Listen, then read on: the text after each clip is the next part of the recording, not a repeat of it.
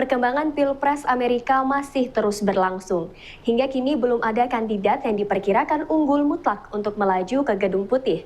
Hal ini menjadi hal yang dicermati oleh pelaku pasar modal di Amerika yang dikenal dengan Wall Street. Investor masih menimbang mana yang terbaik antara Donald Trump dan Kamala Harris yang mampu membuat kebijakan untuk mendukung pasar modal Amerika.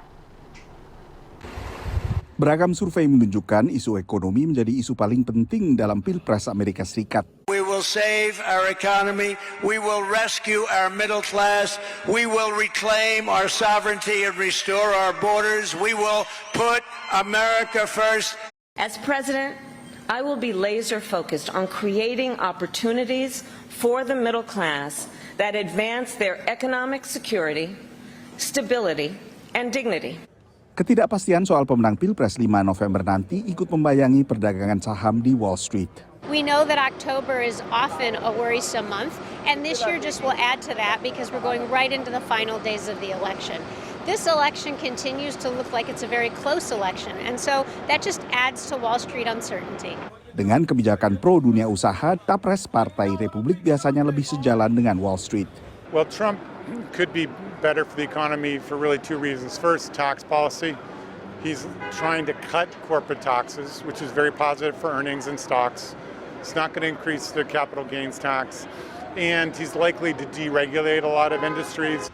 Tapi menurut sebagian investor, pelaku pasar sebenarnya tak terlalu partisan. In the end, it really doesn't matter to markets sometimes who the next president is. Right after the election, we tend to see investors quickly adjust to their expectations of the new leadership and markets move on. Yang lebih disoroti pelaku pasar justru kebijakan soal pajak yang melibatkan tak hanya presiden tapi juga partai mana yang menguasai Kongres AS. Perhatian Wall Street baru-baru ini juga tertuju kepada Bank Sentral AS atau Federal Reserve yang menurunkan suku bunga acuan untuk pertama kalinya dalam 4 tahun sebesar 50 basis poin, lebih besar dari perkiraan sebagian analis. Dan penurunan ini dilakukan untuk memberi kelegaan kepada dunia usaha dan konsumen yang lama tercekik suku bunga tinggi. Pemilihan waktu dan besarnya pemotongan suku bunga disoroti Capres Partai Republik. I guess it shows the economy is very bad to cut it by that much. Assuming they're not just playing politics, the economy would be very bad, or they're playing politics. Tapi merespons pertanyaan soal sejauh mana politik melandasi keputusan ini, Kepala Bank Sentral menegaskan kembali independensi The Fed. We do our work to serve all Americans. We're not serving any politician, any political figure, any cause, any issue, nothing. It's just maximum employment and price stability on behalf of all Americans.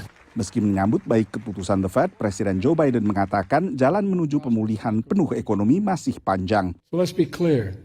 The Fed lowering interest rates isn't a declaration of victory. It's a declaration of progress. It's a signal we've entered a new phase of our economy and our recovery. Inflasi sempat memuncak melampaui 9% saat darurat pandemi COVID, sebelum akhirnya mereda belakangan mendekati target The Fed sebesar 2%. Dari Washington DC, Nova Purwadi dan tim VOA.